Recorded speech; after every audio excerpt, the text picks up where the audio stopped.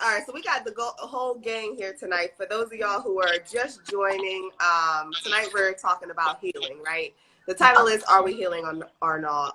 And I titled that because I want to have a conversation about the differences in men and women healing, the responsibility we have to each other to heal, how we affect one another's healing, and a whole bunch of other stuff. So tonight I anticipate a really good conversation. And of course, I'm excited that we have a lot of men joining us tonight because y'all love it. I don't know why, but y'all love it when they be on here.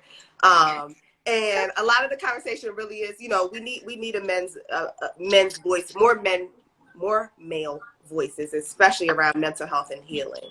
So I appreciate y'all joining tonight. I'm gonna quickly introduce myself and then I'll pass the mic.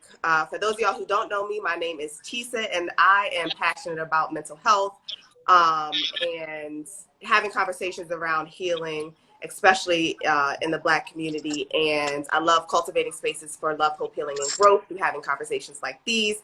I'm also a master certified life coach. Link is in the bio if y'all are looking for a life coach. And I just ask that for those of y'all who are watching, we love feedback, we love engagement. So when I ask the questions, definitely drop y'all comments into the comment section. And I'm gonna pass the mic to Sherry and Trav to introduce themselves. My name is Travis. I'm married to her. She's my therapist. I would say that the counseling is free, but it's not. It's very expensive in other ways. So, hello. My name is Sherry. I'm a therapist, poet, writer, businesswoman, mother, all of the above. I'm not Superwoman though. And yes, I'm definitely passionate about healing, definitely passionate about having intelligent conversations, facilitating topics that need to be discussed in our communities, and a little bit pushing buttons, I guess, to kind of get to those conversations and kind of dig deeper into those conversations. I like that. Yeah. And for those of y'all who don't know, Sherry and Travis also have a podcast called Codependent Podcast. That's CODE_dependent. I'm not going to spell that because y'all know how to spell it. _ podcast. And they have really, really good conversation on there. If y'all are not following them on YouTube or Instagram, definitely check them out because their content is dope. Reggie, you want to introduce yourself? Yeah. How's everybody doing? My name's Reggie. I'm a clinician / therapist / life coach as well. I'm definitely for healing and talking about healing. I feel like our community does not do it, enough. In a lot of situations, we were put as a people in a place where we didn't have the luxury of talking about how we felt about things, and we developed somewhat of a culture and values and just ways of being organized around that set of circumstances. So I think it's pertinent for us to develop a new culture, a new set of values for this relatively new set of circumstances that we find ourselves in, and progress forward so we can grow, develop, and evolve. So I'm here for it. Thank you for having me. Thank you for joining. I can't wait to ask you some questions about that. Joel, you want to introduce yourself? Yes, I'm Joel. I don't have any clinical experience or professional experience, but I'm the everyday Black man in America. Healing is important, so here to give a perspective on a everyday as a man working on healing, understanding how to express ourselves in a world where that's not typical. So Tisa invited me to speak on it, and I'm excited to join everybody. Thank you. I love that you called yourself the everyday Black male. I love that.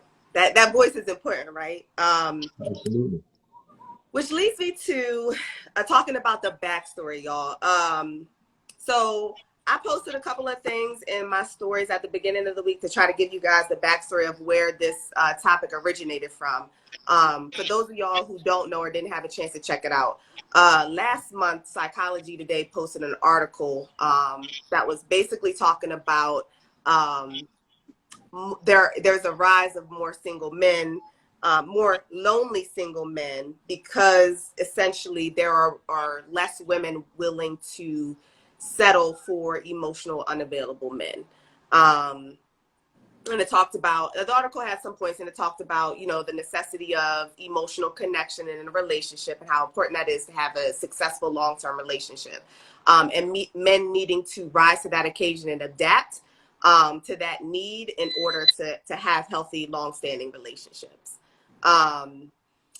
Then fast forward, I don't know, maybe like 2 weeks later, there was a Black therapist by the name of Unusually Bree. That's her name on Instagram, and I think on TikTok. She is a licensed therapist, and she had a response to that article, and she was basically saying to men, in so many words, that she agreed with the article, and Black men needed to get their stuff together, right? There was a big uproar. She went viral. There was a big uproar in her video, her response to the article, and people actually got her fired from her job because of the video she posted as a response to the article. And I really wanted to start the conversation. I tagged all of you guys in it. Did all you guys get a chance to watch her response to the video? Yep. I wanted, just from your perspective, one, I want to know, do you guys, before we talk about her response, do you guys agree that there is now a rise in women not settling for emotionally unavailable men and opting to stay single, or do y'all feel like it's status quo, nothing has changed? I think that people say that. I don't know if it's a real thing. I think the idea of having a man that's emotionally available is what's important. So I think some women are opting just not to date because they don't even believe that that's the case. On the same token, I've seen women in relationships with emotionally unavailable men, so it can go both sides. So, but I do notice that there's a larger group of women in their mid 30s, early 40s, like, I just don't date because I've had bad experiences. I don't feel like men are emotionally available. I'd rather not. I'd rather have my own peace than to deal with people who are not working on themselves, aren't there emotionally, aren't healed, aren't trying to work on themselves. So I believe that, but I've also seen the other side where people have been in situations with emotionally unavailable men.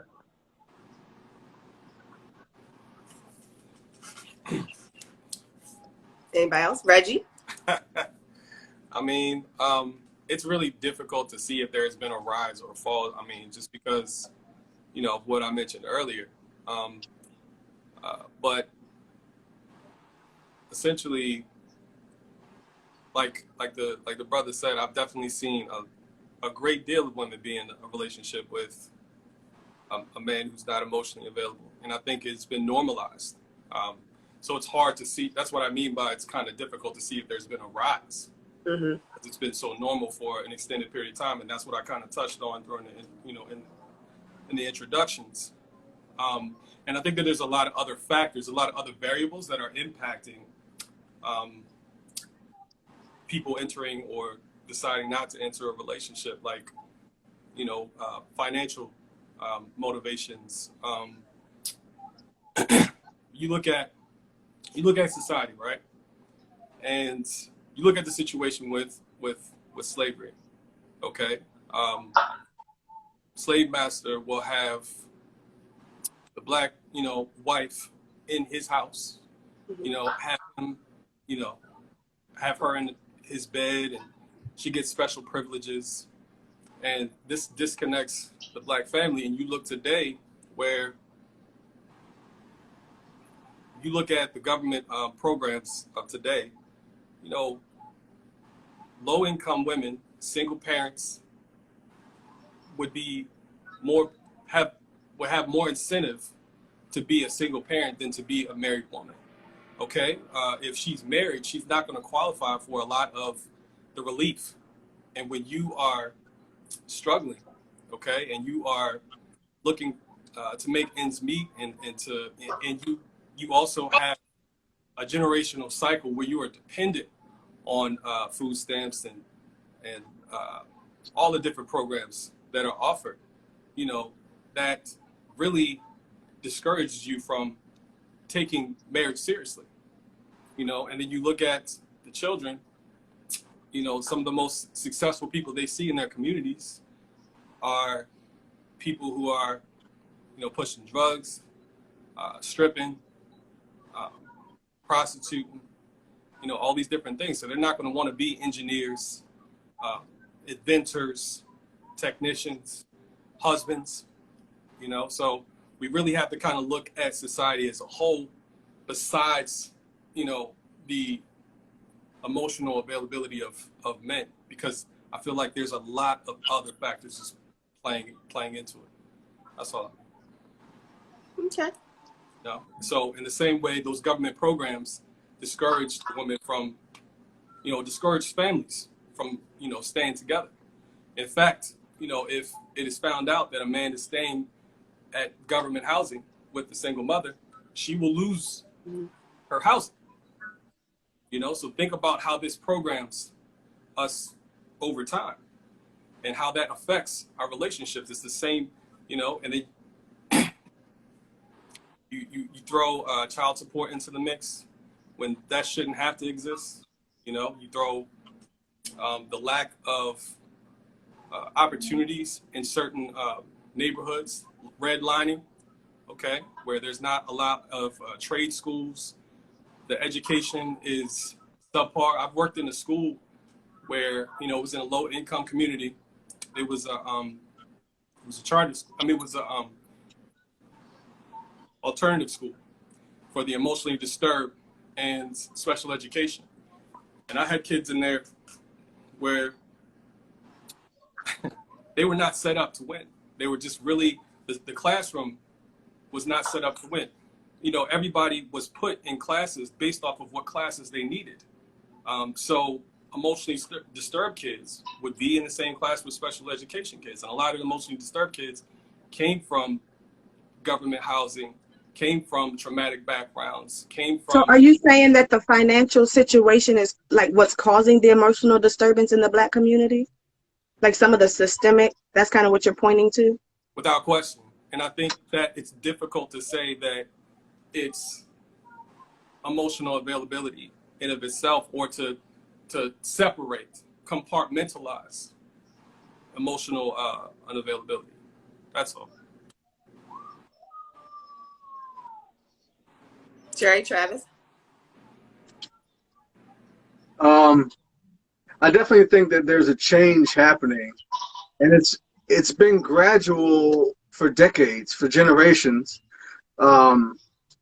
If women's rights are increasing, I think it also makes sense that their independence increases, that their voting power increases, their financial stability is increasing. So of course they're going to be more choosy with what partners they get down with. We're not far removed from a time when we were basically selling our daughters for marriage.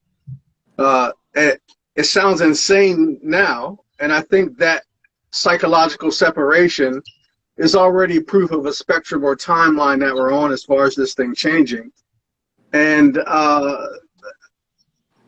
no fault to men, but emotional development in us has been slower. You could blame it on a variety of factors or whatever, but again, this is not a blame thing. So I think it makes sense that women would, number one, maybe be okay with the singleness sooner, and then also be choosier and choose singleness. And that's why that disparity on that Psychology Today article is probably there. I think I have a tendency to agree because of both research and experience as a therapist and in the years, and then also being a woman talking to plenty of females. From what I hear, And from growing up in the change, I feel like I've seen the shift. I've seen a shift in what women say they want, like even to what I guess Reggie and Joel were both speaking to, right? Like it's hard to track the statistics overall, but what you can see is what people are claiming. And I never heard anyone even say emotional intelligence in the 90s or in the 80s. I Right. never even seen people talk about therapy in the 80s and 90s. So from there, I can say there's a rise in people seeking therapy and therefore also seeking healing and therefore also seeking healed partners. And I think that's a part of the emotional intelligence and communication. I think for years, marriage was built on necessity from slavery to Jim Crow to women's rights, right? Like women didn't even have the right to go into the bank by themselves. So I needed to be married. Now I don't necessarily need to be married. So now why do I want to be married, right? Well, if I no longer need to be married, now I'm choosing what I want. And what I want is not necessarily a partner who can provide for me because I can provide for myself. So now what I want is someone who can help me emotionally, who can help me conversationally, because that's a part of companionship. That's a part of friendship, right? Like someone I can talk to, someone I can engage with, and you want that to be on the same level, right? Like I look at it as birds of a feather. Typically, people of the same intelligence like to hang out. People of the same attraction level like to hang out.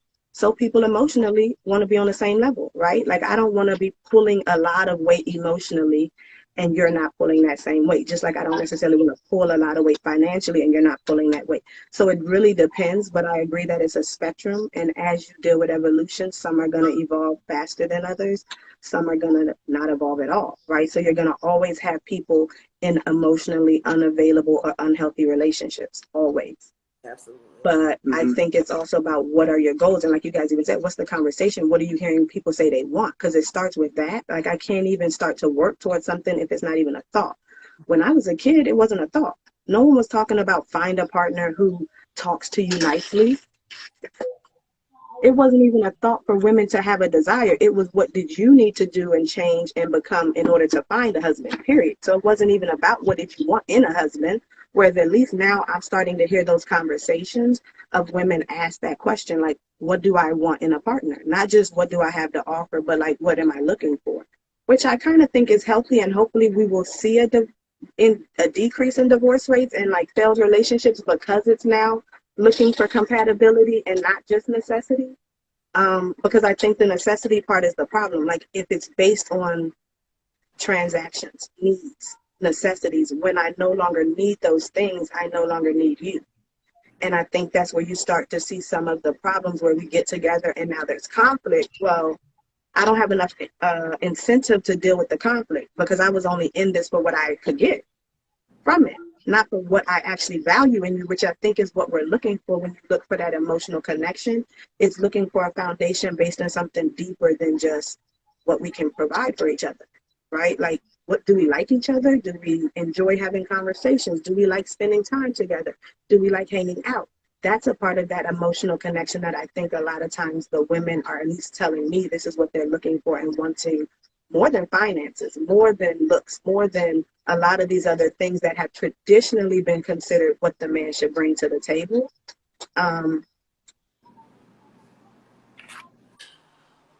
Why do y'all think, and this is just, of course, your opinion, why do y'all think that so many men got upset with the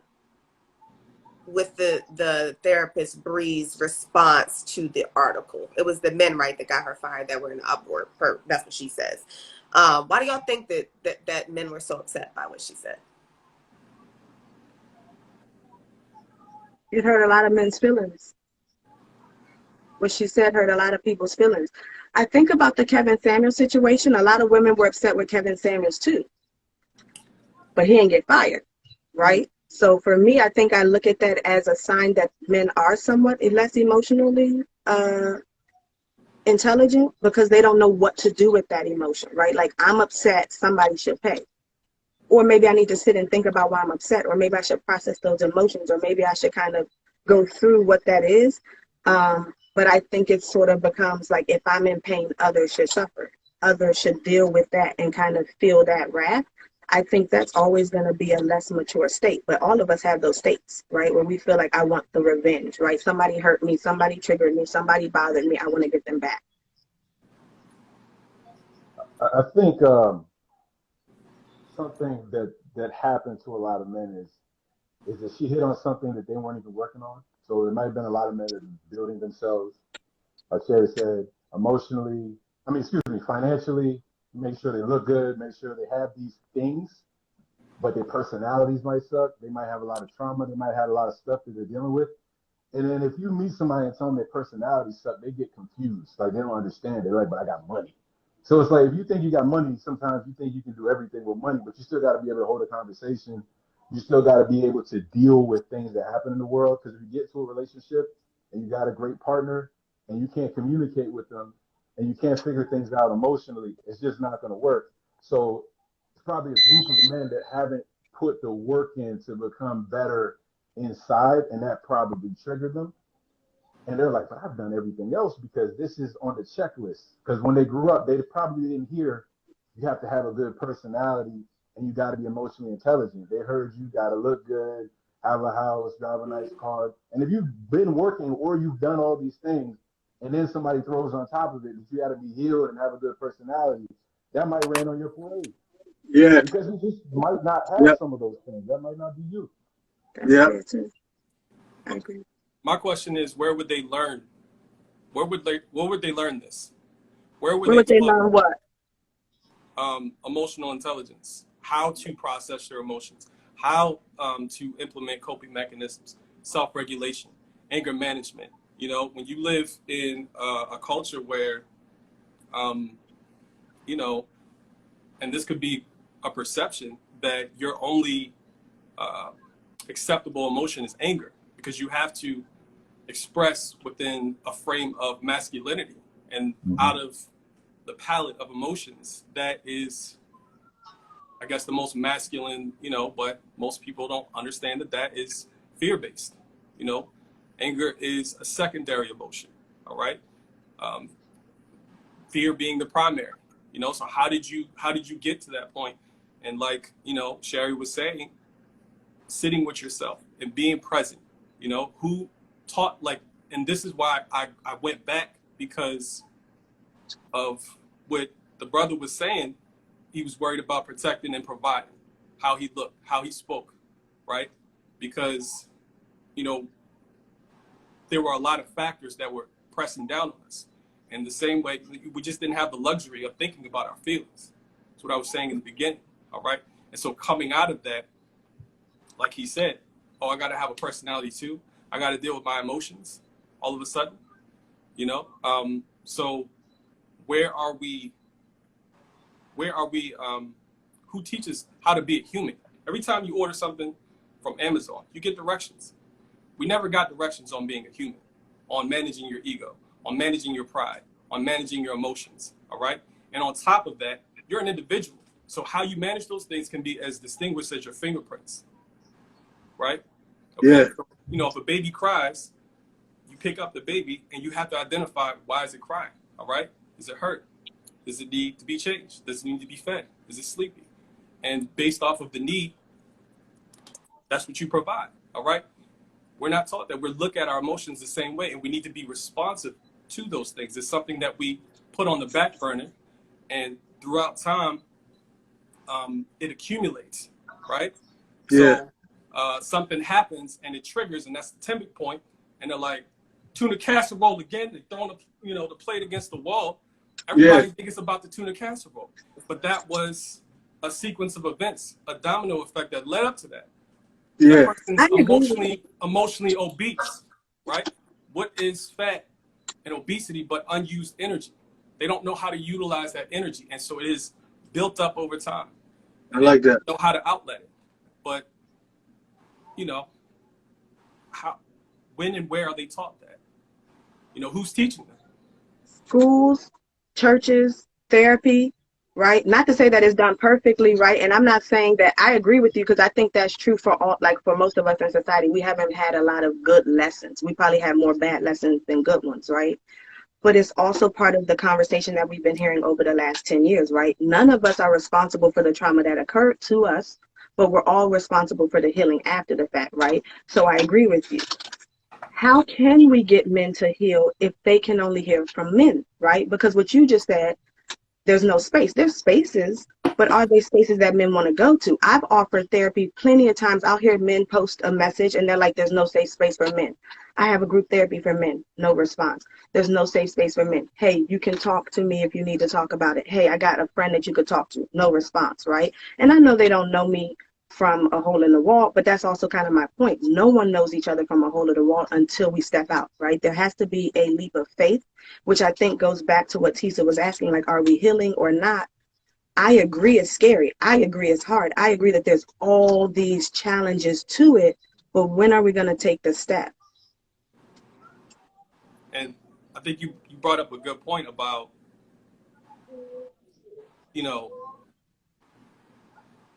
providing a safe space, right? There are some safe spaces, but it's a matter of, do they perceive that as a safe space? Because at the same time, Right. all right, when everything happened on Will Smith and Jada Pinkett's Red Table Talk, there was 1,000 memes, all right, about Will Smith crying and everybody playing.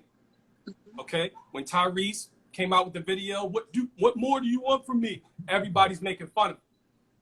So where is the safe space? All right. And then So you I have agree some with that, but situations who and posted those relationships. news? This You is have where some I challenge situations and men. relationships, okay, where women, if it's reinforced by the women not to be emotional, because then that makes you soft. Then your Well, I don't know, sexuality because is I feel questioned. like women are saying they want you to Your be sexuality emotional. is questioned. We want the And there's a emotions. lot of factors that are going into, they didn't just become a place where they didn't feel like it was safe. All right. And another thing that I see with a lot of my clients is that when I ask them how they feel emotionally, they start going into the tasks and the objectives, what the brother was talking about. All right. So if you know, they're having financial troubles, oh, I just got to get a new job, or I got to get that raise. Or I said, brother, how do you feel emotionally? They don't know how they feel. And at one point I didn't. I didn't know how to identify my emotion. I didn't know, like, what is this emotion? Like, what So is it who should called? provide that safe space for men? Because I agree with you. Like, I saw all of the memes about Will Smith and I saw all of the memes about Tyrese. But in my experience, the people I seen sharing those memes were men, not women. And the people addressing, a lot of times when I talk to men, But why men will why tell why me do they they talk share to it? women more than they talk to men. Why So do you think men the men are feel sharing more safe with women than they do with men. it? So how, like, where does that safe space? Because I agree they need to feel it, but how do we create the safe space for them to perceive it that way? Because Why do they they already rely on women mostly in their relationships, right? why do you feel like the men were sharing it? Why do you believe, as a clinician, the men were sharing it? Why were they sharing it? Yeah, why was it men that Laughing were at it. From what I seen was the cry tear emoji, laughing emoji. why? What do you mean why? I don't know why. I don't. That's what I'm asking them. I don't know. I'm not a guy, so I can't speak on why. I can just see that I see more of that coming from men than from women. Even when it comes to making fun of men, I think a lot of times I see men teasing men, but then they'll come to a woman for support. Like you even said, therapy is majority women. So that means a lot of times it's the mother, the grandmother, the sister, the best friend is a woman, the therapist is a woman. Yes. So In some instances, it could be a cry for help. You know, a lot of comedy, a lot of people hide behind, you know, they're laughing. You know, what they joke about. They just choose to laugh because that's more of an acceptable emotion than crying. And then not only that, making fun of another dude crying makes me feel more manly, makes me feel more strong and masculine because of my lack of emotional intelligence, Yeah. so because that of I my lack agree of with that. emotional. So then I guess my question is like, who is it up to make the safe space for men? Say So Is it again? up to women or men or I'm both? sorry?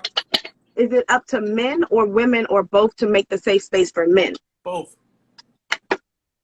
Without question, both. I have a question. I have a question. Um, and this is for the men.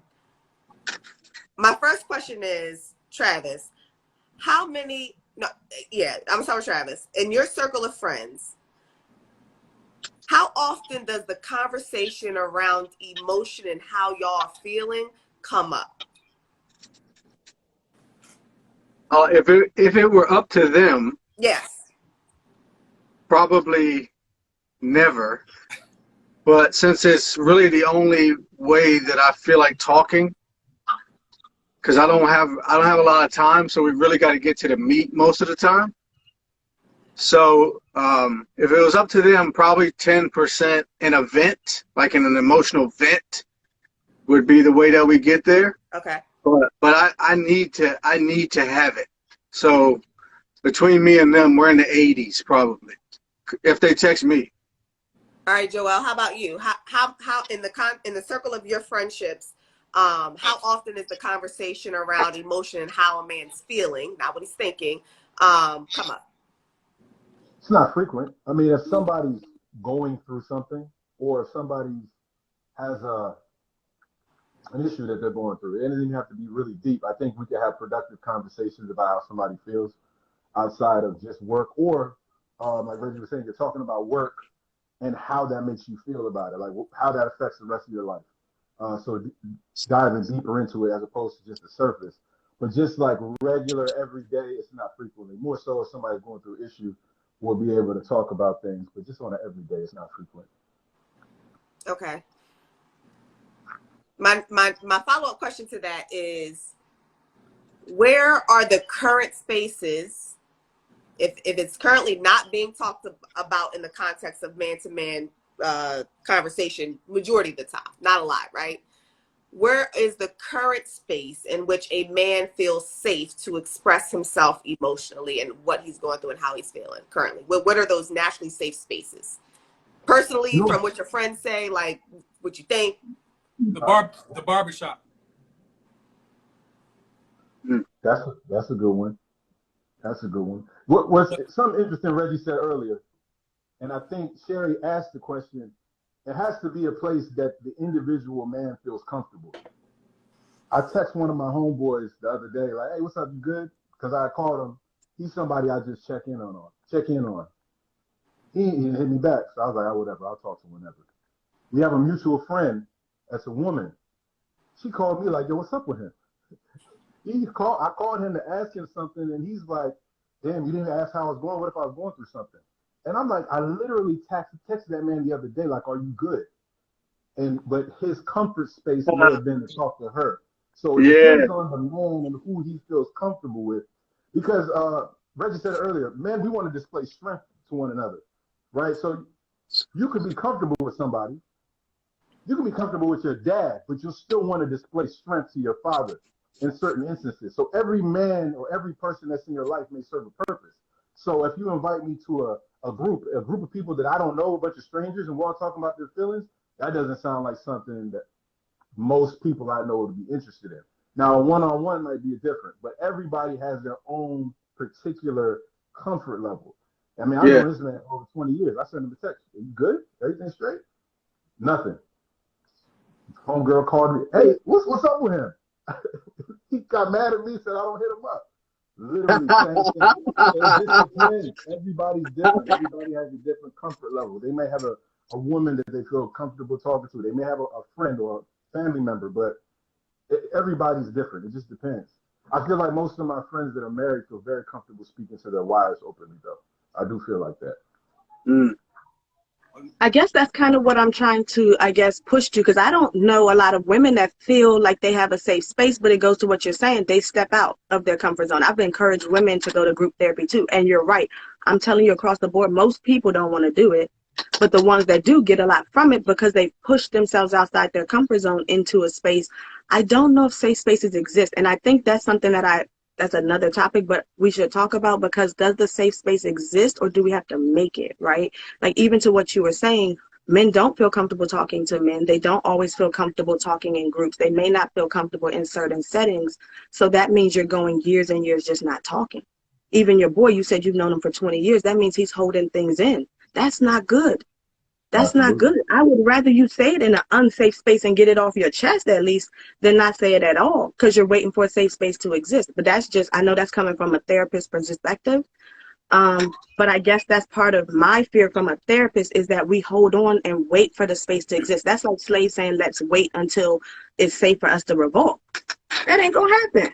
It's never gonna be safe, which means we gotta force that, or we're not gonna feel it. We're never gonna experience it. I don't think they're gonna give us all the things that we need and want from life, which means if we don't go get it, how are we going to get it? how are we going to have it? I think there's also something that we have to talk about in a sense of the upbringing. All right, from the time that you're born, especially up until the time you're 25, your brain is still developing. Okay, all right, and in that time, okay, as a child, you know, how many of you heard "Stop crying" or "I'll give you something to cry about"? How do you think that programs that child during the developing critical stages of their development? Okay, that is something that But you got that too, though, right, pressed Reggie? pressed upon them. Okay, Like you had that how same raising, right? Because you just said all of us were raised in that mindset. Let me give you something to cry for. So what made you seek healing, or what made you, or how have you found your safe space? trauma, You said what? trauma. Boom. I agree. Yeah, trauma. Yeah. So I mean, Enough questions. I really had a need. You know what I mean? I saw, like I told you, I didn't know my emotions, and I had an anger. I had an anger issue, and I took on this profession. And as I'm taking on this profession, even before, like, I had a client that was like just stressing me out to no end. I didn't even like writing contact notes about this person. And it was, and I went to my professor, who's really like brilliant woman, man, like brilliant. Okay. And I'm telling her, like, this is what's happening. And she's like, oh, that's countertransference. You know what I mean? Like, for those of you who don't know, countertransference is when the clinician or the therapist is projecting feelings of their past experience onto the client. All right. Mm-hmm. That's what was happening. And so at that point, I knew, I was like, I need to work on myself. So I took myself into trauma, focused therapy, and I worked on myself. But it really took that experience me, because I'm like, I'm trying to help other people. I'm passionate about what I do. You know what I'm saying? I can't bring my mess into, it's a sacred space. It's a sacred space for me. How am I going to heal them if I'm bringing my baggage? You know what I mean? Yeah. In order to see clearly, I need to take out the speck out of my eye, to take out the dust out of theirs. So it What was. made you feel that professor was safe? Because something about what she said, like you said, motivated you, pushed you. I mean, what yeah. made you feel safe with her? Yeah, I mean, she pointed it out. I mean, I knew something was wrong. That's why I went to her. I just couldn't pinpoint it the way and she was more emotionally in tune, and she was able to say, oh, boom, this. And then as I was responsive to it, and I knew I needed to be responsive to my own if I'm going to teach others to be responsive to theirs. But everybody else is not in this profession. So the question is, I mean, I was, and another thing is, as you're going to school, I don't know how it was for you, Sherry, but I learned about dysfunction by learning about what function is, what a functional family is, and looking at how off base my situation was, and how much of a mess I was. All right, just really put a fire button in my ass to be like, look, I got some stuff I need to work on. You know what I mean? Because it's just how I am. I mean, I can't speak for the other men. I don't know what, the three motivational factors that I've seen with my clients is if it gives them a sense of purpose, all right? If they have a sense of mastery. So that means that they can practice something and see a return of investment from their time and their energy and their efforts. Or they start and they're like whack, and then a year in, they're like, they see the receipt of their investment, okay? Yeah. The third is autonomy, self-determination, to be their own boss. So I think that the safe emotional space has to have those three things. And I feel like it will propel or traject them or motivate them to move forward, possibly. So I like that. to that point in what Sherry said earlier, I think that safe space is created because I think that what makes a safe space is a very individualized thing. Well, I think we all have basic human needs, right? But I think safe spaces is a very individualized thing based off of a person's past, their experience and their own trauma. And I think because of that, like, safe spaces are created. I think the responsibility lies on the individual, right? To explore what safety feels like, what makes them feel safe, right? And then to explore avenues in environments in which they feel safe. You know, I think there's a sense of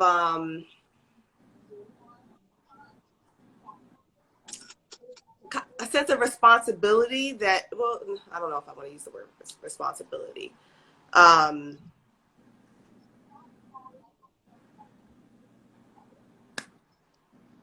Ownership, I guess, of communicating what one needs, right? Like, when you walk into, like, let's say in the context of a relationship and creating safe space in a relationship, two individuals don't walk into that situation and automatically know what makes the other person feel safe, right? That's something that is developed and cultivated through experience, through communication, through individuals having some sense of knowing themselves, through shared experience, through sharing past traumas and experiences. Two individuals together cultivate that safe space. I have a question, Reggie, for you. In the context of your clients, are they majority men or women, or is it even split? Majority women. Majority women. Can you give me a percentage split between men and, like, what percentage of women, what percentage of men? Man, I would say 80-20, if not 90-10. And what about you, Sherry?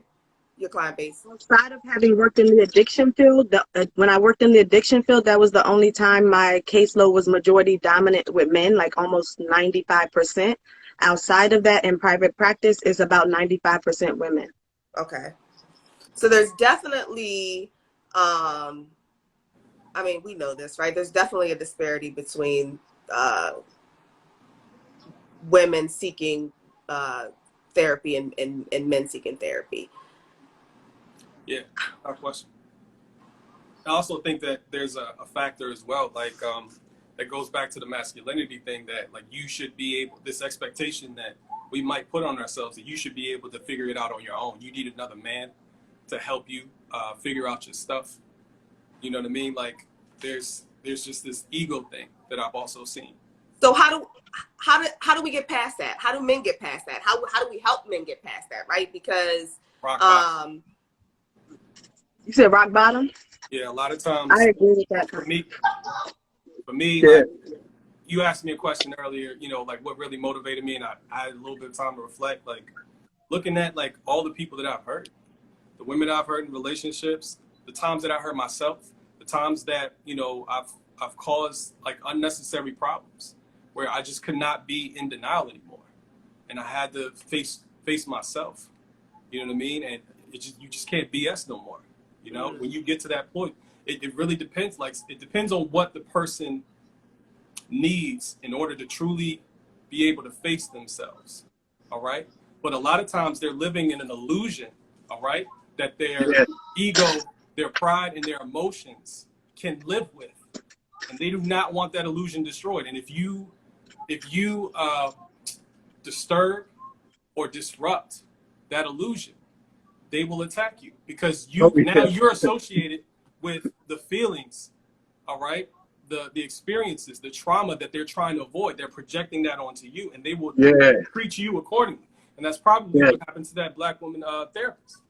Yeah, I agree with you. I think that's why we need more male therapists, first of all, because what you said about the ego, I personally, as a therapist, feel like men hear it from men better. I could say the same thing that Travis says. He's not a therapist, but if he says it, they hear it and receive it differently than if I say it. That goes a part of maybe like what you're saying, they may not feel safe with me, which means they need to hear from men. But there's just as much as there's not a lot of men in therapy, the field of therapy is predominantly women too. Yeah. And I don't even know if it's necessarily safety. I think it's a respect thing too. I think there's a higher level of respect that men generally have for men than they do for women, but it's one other conversation. Joelle, What I think we touched on this before.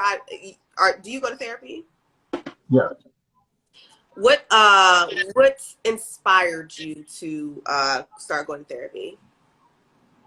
I first went to therapy a few years ago when I was going through a divorce because I realized you talking to friends about stuff, and it's like your friends can't really help you in certain spaces. And some, if you have friends that are empaths and you stress and you talking to them about something that's stressful, they'll get stressed. So now you're piling stress on people that you care about, Yeah. whereas you're paying a therapist for that, right? So it's one of those things where if you have a physical ailment, you're not going to go to a friend. If you have back pain, you'll go to a masseuse or you'll go to a chiropractor. If something else is wrong with you, you'll go to that person. There's literally somebody that's clinically educated to talk to you about certain things and give you different tactics. And you don't have to put that stress on another person. So for me, it's just good to go to if I'm working through something or just to keep me mentally sharp at this point. Because your friends know you. They know you in a certain type of way and you can talk to them and they can't speak to you to like somebody who doesn't know you. So you can just have these different conversations, and it keeps me mentally sharp. I appreciate it, but Is I your wouldn't therapist go a to guy or a anything. girl? It's a woman, What you say? a woman. Were you going to ask a follow-up question, Sherry? I wanted to know what made him feel comfortable speaking with her. I don't have a lack. I don't have a preference necessarily. Um, sometimes I think it's good to hear a female perspective because I hear male perspective a lot. That probably be the only difference. I don't have a problem hearing stuff from women, So so it you doesn't did bother me. I you don't. like shop around, or did you find her? It was instantly, or did it like? Well, I was actually gonna speak on that as well. I think to answer your question, she was a referral from somebody who Mm, went to her. So we were talking about why not a lot of men are in therapy. There's literally a website called Therapy for Black Girls, Like, right? Or Black women, excuse me. And I feel like a lot of women know about it. I don't know if there's a male version, but I've there never there heard is. is. it discussed around my brothers. Okay, okay. So we actually in a group chat before. A few of my friends in the group chat, they were all talking about, oh my insurance offers free therapy, so they're gonna do it. Actually, there's an episode of it, Atlanta, that speaks on therapy, the second episode. So it was a good episode. But I think just the referral piece, if your homeboys aren't in therapy, and somebody's like, you should go to therapy, you're like, why would I do that? So Yeah. if people aren't in your circle, people that you admire, people that you know, your parents, your uncles, your cousins, they're not in it. It's something foreign. Whereas women, if their friend circle or their work circle, a lot of those people are doing it, and somebody can refer you. And you have several people who can refer different therapists. It's a completely different thing. So if a guy I respect is going to therapy and he says, hey, you should talk to this person, that makes sense. But if I don't have that and I'm not open to it, it might not be something I'm welcoming to. Hmm.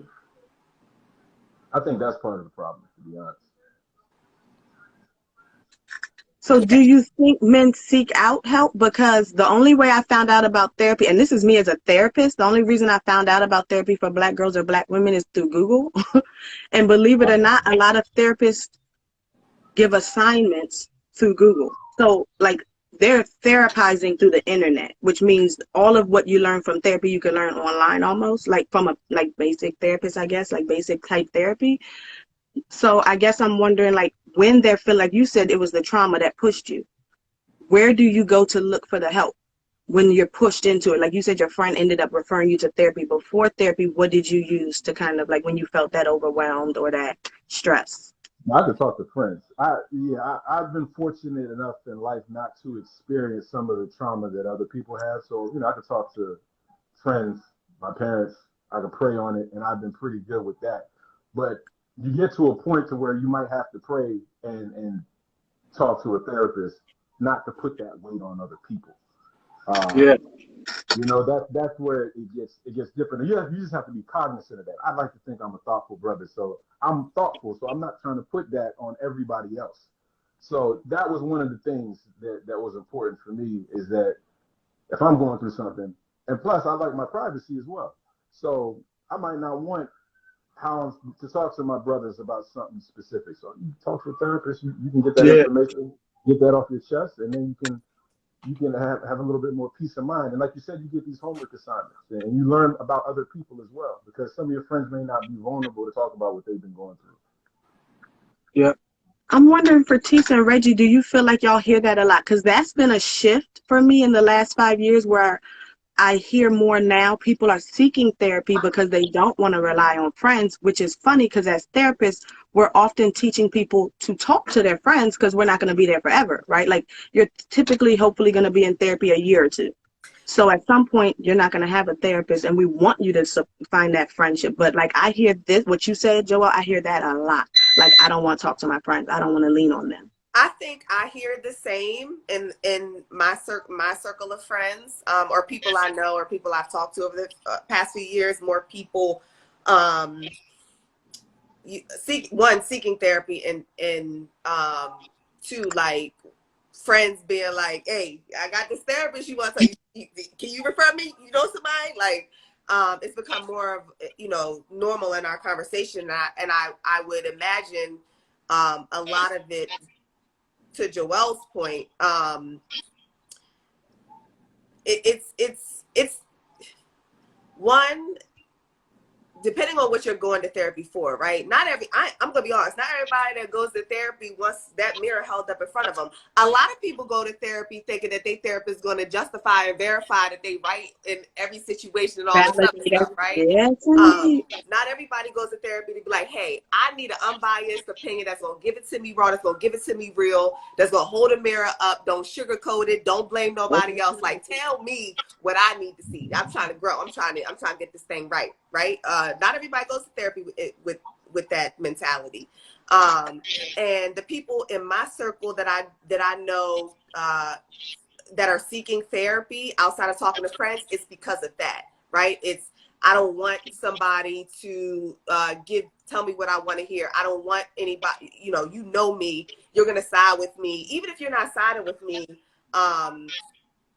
Like you're way too close to the situation to give an unbiased opinion, and maybe you won't catch blinders that somebody completely removed from the situation, completely doesn't know me at all, can see. Yeah. Not necessarily that they don't want to put, and I think also I do know people who feel like I always talk to my friend about this. I'm always talking to my friend about this, and I don't want to be a burden. And also like the judgment aspect, right? Like I don't want my friends to judge me, so I'm going to talk to somebody, an unbiased party that's not going to judge me. Reggie, what about you? I feel like you covered most of the bases, if not all of them. A lot of situations, it's a lot of word of mouth. It's like they're waiting for somebody else to jump first, and then they'll come like, yo, I came back, I feel so much better. You should go see a therapist. I think another thing that has really opened the gates for therapy is social media as well. Facts. People having like an inside view of what it actually is. A lot of people think, oh, you got to be crazy. The perception of therapy has widely had a deep and profound impact on people's willingness and openness to engage it. And how because I'll have a lot of clients who come in, how is talking about my problems going to help solve my problems? Yeah. And that's their idea of what it is. And I'm like, well, and I have to have like a disclaimer with them in the beginning where it's like, listen, therapy is not just about talking, about your problems.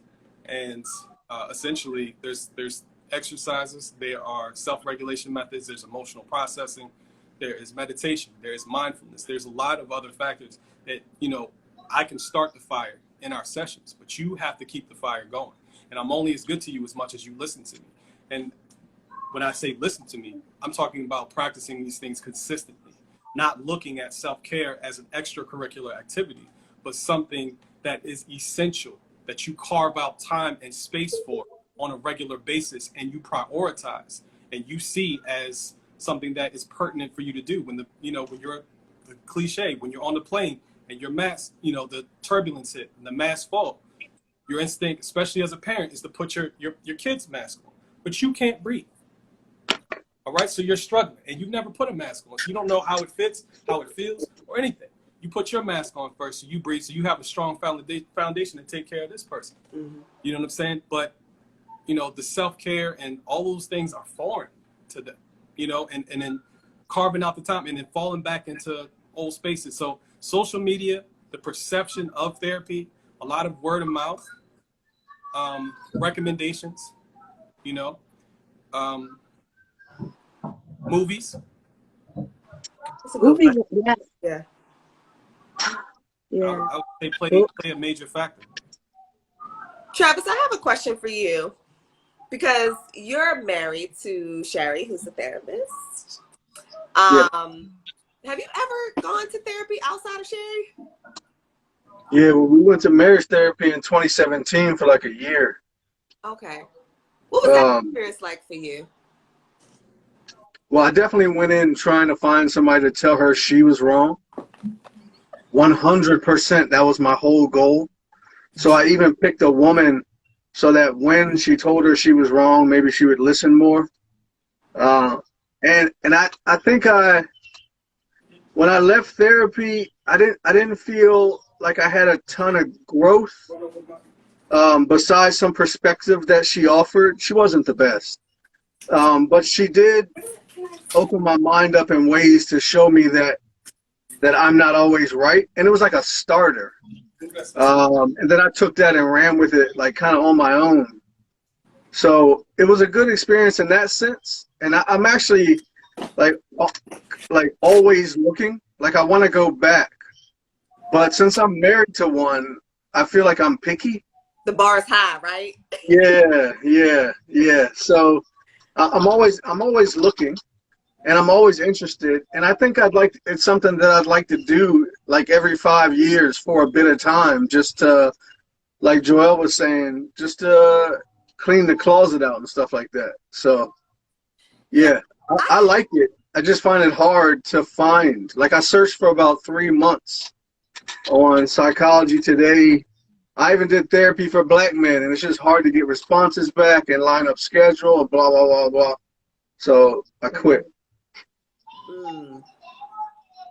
One other thing that I wanted to mention, as far as like finding a therapist, a lot of people don't know is that you should date your therapist. All right, the same way that you're looking for a relationship on whatever dating website, and you're trying to establish a relationship with somebody that, you know, will be romantic or platonic or whatever, you have to remember that therapy is a relationship as well. And it's something Yeah, that just because, you know, you like the person's picture or they said some nice things on their profile does not mean that you guys are going to mesh well. All right. right. You have to actually go into it and talk to them, see the energy, see, you know, can we cultivate a positive clinical outcome? All right. Can we combine our internal resources? All right. Yeah, For a common objective. Okay. And that's a lot of time. That's a lot of money. That's a lot of energy. And if somebody goes to the first, you know, and those are the clients that said, I tried therapy. You know, that one person that it didn't work with. yeah, I agree. So that's something I challenge us all when we hit roadblocks like that. Don't let that stop you. Like,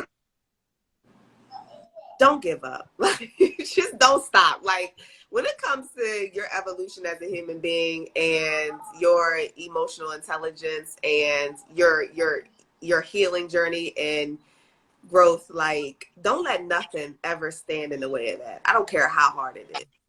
I was talking to my friend earlier. When you want it bad enough, when you get tired enough, you do whatever you have to do for yourself.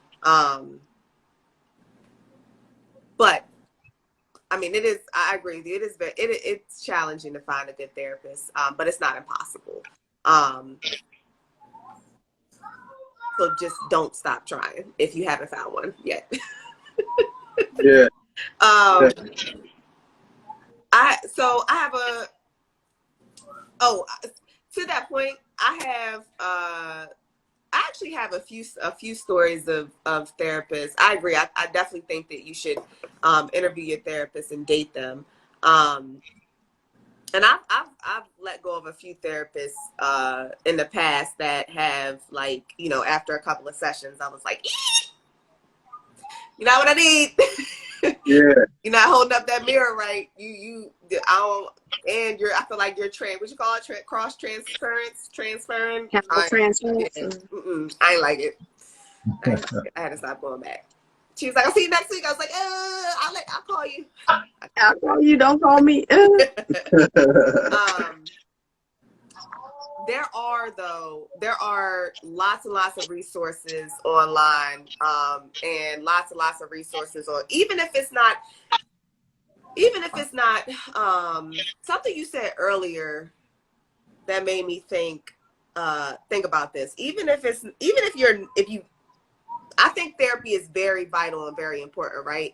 But even if you, in the midst of you not being able to find a therapist, there's so much information out there. You just have to want to find it.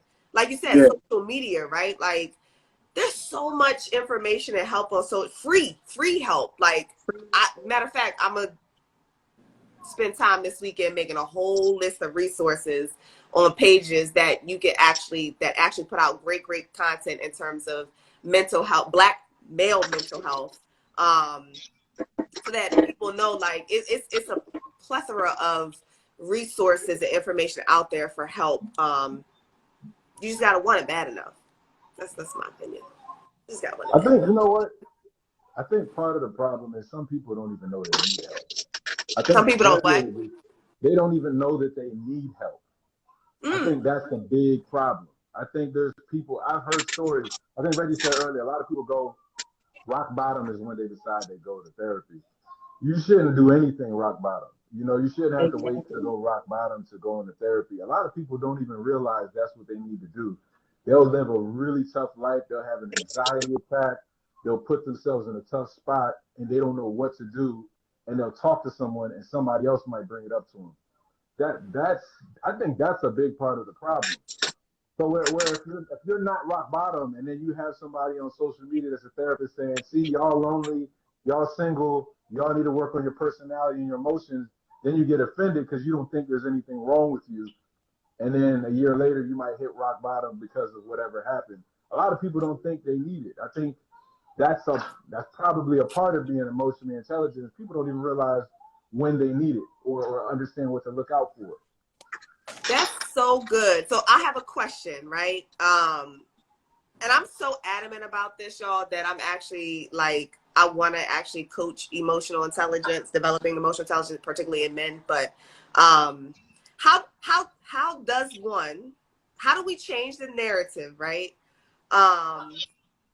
To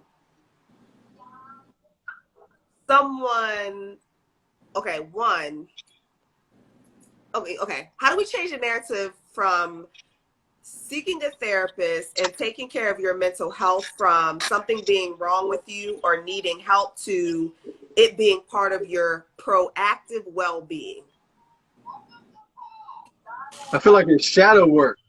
The shadow work is so important. And I feel like that was a step that I found on the internet and not through a therapist, of realizing how much every day in everyday life and a lot of different interactions that I was protecting my reputation, protecting the facade, protecting my Ego. personality, ego, like Reggie was saying earlier. If you're in a state of protecting yourself from shame, it's going to be very difficult for you to push through that and make the acknowledgement and acceptance of what could be helpful. Because there's this presumed assumption of something wrong. As long as you're carrying around those wrong things, then you're so busy protecting those things that you don't have space and capacity to grow, to get help, to move forward. So I think dealing with embarrassment and owning shit and looking inside at the things that you're embarrassed, ashamed about, scared to admit, And maybe you don't even verbalize it to another person through talk therapy, but maybe it's just in your journal. You can write down what you're embarrassed about, and then where did I get these things from? Like, where did I get the beliefs attached to them? Yeah. When did these things get deposited, and do I want to keep them?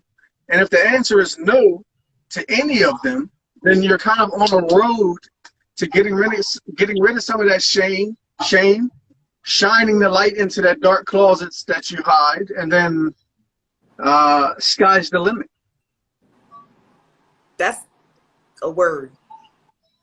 Yeah, To that's add a word. to that, I think if you're doing that, I think there's a level of support that has to be there as well. Because if you're willing to put yourself out there and be ego free, be shame free, there has to be some kind of support. Think when, as Travis was saying that, it reminded me, there was an NBA player that got drafted. His name was Royce White. Royce White was supposed to be like the next LeBron. He Oh fell in the yeah, draft. He suffered from anxiety. He knew it. He was very open about it. He talked about it when he was in college. Because of his anxiety, he couldn't fly on airplanes. So right. his college team would bus him to different places. NBA, he couldn't do that. He asked the Houston Rockets if they could get a clinician on staff that can work with him. They said, we're not doing that. They were saying, we're not going to do that. This doesn't make sense. This was maybe less than 10 years ago. If it was right now, they would probably do it. And that was such a short time frame. So you're talking about a guy who's 6'8", probably 250 pounds, can hoop. I mean, he really did play like LeBron. He wasn't as good as LeBron, but he would have been nice. But his NBA career never flourished because the team wouldn't touch him because they didn't understand mental health. So if you're a regular everyday man, you work at Bob's Big Boy, you not 6'8", you don't got a beard, right? You're not Royce White. You're just a regular guy, and he's supposed to make them millions, and he can't get support of the Houston Rockets. Who's going to support you? I think that's another thing that a lot of men are looking at. Is like, who wants to hear my problems, and everybody else in the world has these problems. So I think that's another thing is where you need community support. We need support culturally in the Black community. We need support from our friends and our family, people in relationships with, to open up. Because I think Reggie alluded to it, like, I mean, women want a man with strength. So if you're being overly emotional, it's like, I wanted him to open up, but I didn't want him to open up this much. Right? So that's the thing. Never heard a woman say that, but nobody said it to me. I would say that in case anybody's watching. You said a woman said it to you? Nobody's ever said it to me. Oh. However, I've heard stories where that's been said. Same. Me too. They gonna act like they never heard that. I think it's interesting because I feel like Joel said. Go ahead. Yeah. The support. This is where I agree and disagree because I want people to take it into their own hands. Like, for myself, I didn't have the support, right? Like, even when I went into therapy, my family thought I was crazy. They're like, why would you go into therapy? Not even just going to see a therapist. Why would you become a therapist? Why are you seeing a therapist? Any of that. I had to do it on my own. Even still now with me being a therapist, my dad, my brother, my family, they don't talk to me. They don't want to open up about certain stuff. They're not going to come to me, not because I'm going to judge them because they talked to me before about all of their things. But it's like you said, it's a perception. I don't want you to psychoanalyze me. What's different than when we talked before, right? For myself, I didn't have that necessarily support. So I had to develop it. That's what pushed me into therapy, but it wasn't the therapist who supported me. I was doing those things first. Like what Travis was saying, what Tisa was saying, I started off journaling. I started off meditating. I started off doing a lot of those things myself, not having that support system, but recognizing, like you said, push through trauma, push through pain, and realizing if I'm waiting for someone else to support me in it, I'm going to be waiting for the rest of my life. Not to say that I don't want the support, I don't need to learn how to develop it, but if I'm waiting for that, I may never get the help that I need because I'm saying that somebody else should help me. Somebody else should help me. I agree. It should happen. That's the world that we would like to create. That's what we're all here trying to create. But in the meantime, please don't wait for you to feel that type of support because it may not come. And like you even said, that's what I work with. Most of my clients don't got the money, don't got the resources, may not have a lot of time or energy. So a part of what I'm even teaching them is developing that within yourself, developing that, being your own support system, so that you can kind of create some of those things. Because like even what you said, he knew he had anxiety. hire your therapist yourself. Bring them with you. For myself, which is something that people don't realize, I have a lot more in common with my clients than with like other therapists because of my experience. So I'm telling them a lot of it from life experience, where sometimes you have to shift. I don't work full time, because if I worked in a full-time setting, like you said, my PTSD, my other trauma issues would be more impactful in a clinical setting. So I knew I got to go into private practice. I got to work for myself. It went through, like you said, even work trauma. People don't realize they have work trauma, they have family trauma, they have religious trauma. So like you said, finding those safe spaces may not exist outside through others externally, right? It's creating that safe space within ourselves, because I knew at work, if I'm going into work expecting it to be safe, I'm dealing with majority white people. Ain't going to be safe there. I'm dealing with a lot of people, like you said, that are practicing positive therapy, but it's not realistic therapy. It may not even be therapy that we know as people of color is going to be meaningful or supportive of us. It's going to look different for us. And that's going to always be the case when we're reaching for resources outside of us, because a lot of those resources didn't start within our communities to begin with. So they're not custom to us. They're not, like you were saying, where do we see them? They're not marketing to us. You don't see therapy for Black girls on TV. You don't see therapy for Black men on TV. So like you said, how do we find out about them? I found it by accident. Reggie and Joel, y'all found it by accident. That's part of the problem, right? Like we have to go out and create it, and then we have to build it, which is why it's taking us a lot longer in some areas to kind of get into those things than other cultures, which is a part of what Reggie is saying. Like, I do agree there needs to be some compassion for our community. There has to be some understanding, but we also have to kind of push it, which I think is why we have these conversations, events that we're having, like a lot of the stuff that we're trying to network together now to build. We need more of it. We just got to keep doing it. Yeah. Yeah. I agree. To address what Tisa asked, like what I've seen is that when people, a lot of people, and another reason why they don't even approach therapy, because they think their situation is hopeless. It's really based on their perception of the nature of the problem, okay, and therefore the nature of the solution. So when they come in, good, Joe. They come in with My bad. when they come in for a few sessions with me, I can get them out of the woods and get them out of crisis mode. Yeah. But it's a problem. I told Sherry, I was talking to Sherry about this. I lose them after that because they're like, I'm cured, and they don't show up again. They don't show up anymore. And I was like, I'm trying to maintain my client base. It's like, we can do more. We can attack other problems and stuff like that. So that happens. And they'll be back. But I say this, when I show them how empowered they are, okay? Because before, their perception was the solution is outside themselves. It goes back to what I was speaking on before, in the sense that, especially with men, when I would ask them about their emotions, they would start listing off tasks and objectives that they have to do to complete. So they were trying to solve the emotional problem by solving the thing that they were perceiving as causing the emotions, instead of going inward and dealing with the emotion directly. Yeah. So once I showed them a quicker and faster and more empowering way to do that, at that point, and then once they feel that level of peace, that level of empowerment, all right, that sanctuary that they have found within themselves, they fight to keep it, because they never knew they could have it. They never knew it existed. They have convinced themselves in their perception that it was outside themselves. It was always somewhere else, in the next job, in the next relationship. It was never where they were. Okay, so when we empowered, that person, all right, and they see, oh, I have some semblance of control. Like, I can deal with this, all right? So when, just to kind of give you an example, when they're dealing with, and especially even dealing with males, I'll break it down in a way that is, that is good for their palate, in a sense of their ego. All right. Can we do like a real live example? Like, yeah, definitely.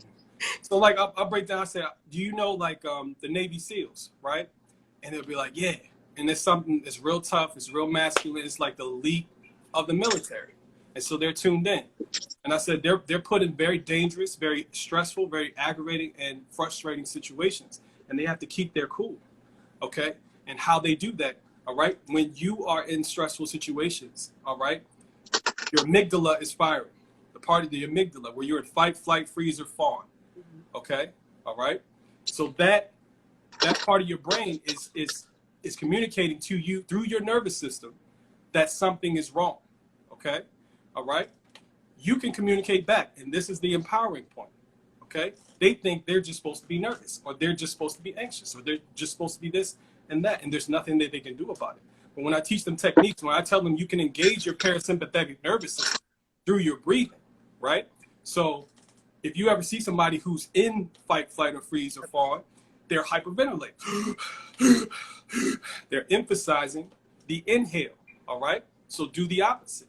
Emphasize the exhale, and you will communicate back to your brain through the nervous system that everything is okay, all right? Wow. And once you start to do this, you'll start to feel your nerves calm down, because now the brain, like after they panicked and then nothing happened, all right? You're reprogramming the brain to understand that, oh, maybe that's not dangerous.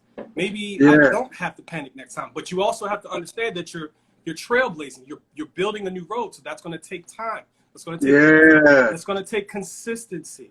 Yeah. Right? But once they go through that moment and they're in the moment, they're nervous. Like I've had kids like who are nervous about, all right, so if you're a basketball player, right? If I'm working with an athlete, I said, okay, when you're shooting a 3-pointer, you're by yourself at the court. Okay, how do you feel when you shoot the 3-pointer? Fine. Like, what are you focused on? My technique, my knees, like, where my arms, like everything, Okay, all right. So let's say that you're in a game, 4th quarter, 10 seconds left. You have the ball, and you're at the 3-point line. What then? I'm like nervous. Why? Because there's so many people watching, and I have to get the shot. I have to win it, or we'll lose, and everybody will be disappointed in me. And I said, all right, what if you were able to focus on that shot the same way you were when nobody was around? Yeah. All right. And so I practice with them on this regard, where they don't have time to think about, where you hyper laser pointedly focusing on the things that you would focus on if you were by yourself, and engaging the parasympathetic nervous system, going through the breathing techniques, all right, and getting to the point where you're not thinking about anything but making that shot. And not only that, you're saying positive affirmations to yourself as you're playing. So you're affirming, okay, you're uplifting, you're motivating, you're inspiring yourself as you're progressing forward, okay? And this is how I engage with that. All right, and this is very empowering, and this is a different narrative. Okay, people don't understand how well adjusted they have been to their trauma. All right, to their set of sick circumstances, and it is no measure of health to be well adjusted to a profoundly sick set of circumstances or state of being.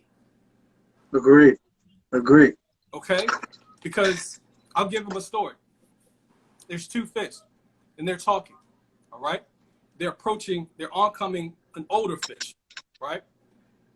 And as they pass by, the older fish says to the 2 younger fish, enjoy the water, boys.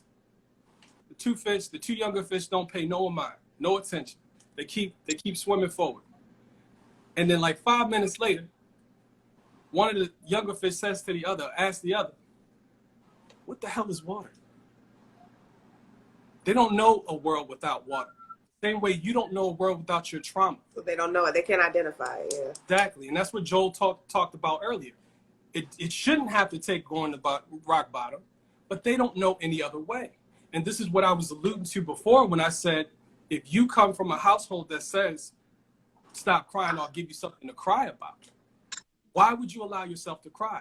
How do you see your emotions? How do you react? Are you resisting your emotions? If you're resisting something within you, if you see it as something to resist, that means you are straining. If you're straining, that builds exhaustion, and you're tired over time, and this emotional baggage builds up and accumulates. So not are you tired from resisting, but you're tired from carrying this luggage for years. Okay? And so that sense of relief and that peace is what progresses them and motivates them to go from something I talked to Reggie about one time to I completely changed my life. So hit me. My link is in the bio. If you want to work. Plug. Okay, I have a question Yeah, though. Okay, I have a I'm about to question. use that fish story like I made it up. I'll tell you that one. No, seriously though, I do feel like we need the men therapist. that was good, man. That was good. Appreciate it. Absolutely. So, in 2022, right? I think in terms of how we parent, right? All of us are generally around the same age. I ain't gonna say who the oldest is on the call. It's not necessary, but all of us are around the same age. I think all of us. Well, I think our generation. I talked about this on a podcast I did with my girlfriends Nikita and Skylar. Oh, I'm just a mom, right? I think our generation parents our children differently, particularly in the Black community when it comes to boys, than our parents did, right? So I want to ask, does it start? The reason why I bring that up is because how do we start to change? Does it start with men being more comfortable with their emotions, right? Expanding the man's emotional vocabulary, and even emotional expression and what that looks like, right? Because we talked about it earlier, the number one most probably used and accepted emotion is anger, right? Does it start with it being more normalized, right? Like, does it start with expanding a man's vocabulary, emotional vocabulary, and his emotional expression, and practicing emotional expression? Does it start there? And I'm gonna stop that before I go on to my next point. I would say so. Any of y'all? Yeah, I would say so. Can y'all hear me? Yeah. Can you hear me? Mm-hmm. Oh, perfect. Yeah, no, I would say so. Because as a boy, I don't remember men asking me how I felt. My mom did, but I don't remember a man being like, "How you feel?" I think that gender roles have completely changed from when I was a kid. I think that's one of those things where men have to talk to other men about feelings more, where it's not something that was done when I was a boy. Your dad didn't necessarily talk to you about feelings. You did man stuff. Your mom might say, "How do you feel?" And you sting your knee, you go run to your mom. You don't run to your dad, right? Because your mom is the nurturer. I think men just have to be a bit more nurturing. And I don't know if it's societal. I don't know if it's biological, but you have to try to be more nurturing as men, especially with boys, to let them know. You want boys to be tough. I think that's okay. I don't think it's a problem. But in order to be able to express how you feeling, how was school, how did that make you feel? You're talking. I remember somebody put up a post about joning, and they were like, "Oh, these kids are soft nowadays. We used to joan when I was a kid, right?" And I didn't really think much of it as a kid, because some people might be funny, some people might be witty. There's different people who have different money, but there's some kids who might not have money to buy nice clothes, or they might not be able to get a haircut, whatever, and they might be in a group and they're being made fun of, and that might be hurtful to them. And I'm an adult now, so I see that. So a young boy is not going to go to the dad and say, "Yo, my feelings are hurt because this happened." But in this generation, I feel like kids do that now. I feel like kids talk about how they're feeling. And I think that has to continue to happen because it's just not something that was consistent. So if you can start that off when men are younger, it can become the norm, or boys going into men, it could become the norm. Yeah. I think I agree for men and women. I think that we were not taught to have emotions. I don't think my mother or father were very nurturing, either one of them. And so I think I was definitely not encouraged to to show emotions, to express emotions, but I'm a Cancer. I'm extremely emotional. That was going to happen either way. I couldn't hold it back. So I think I just learned I had to embrace them to some extent. But I do think that the beginning is acknowledging that there's a problem and then starting to try to identify what that problem is, right? And I think that yes, it should come internally, but I think a lot of times it's circumstantial or situational that reveals to us there's a deficit. Like you said, when I step into a class, I don't know if I'm proficient at math or not until I take the test. And I either pass or fail the test. That's what lets me know there's things I need to work on. That's essentially what Reggie said. I'm going into these situations and then I realize I'm hurting people, or I realize this isn't the necessarily way I want to live. I didn't know that starting off, but once I'm faced with that, now what do I do with it? Now I have a decision. Do I continue with business as usual, or do I try a different path?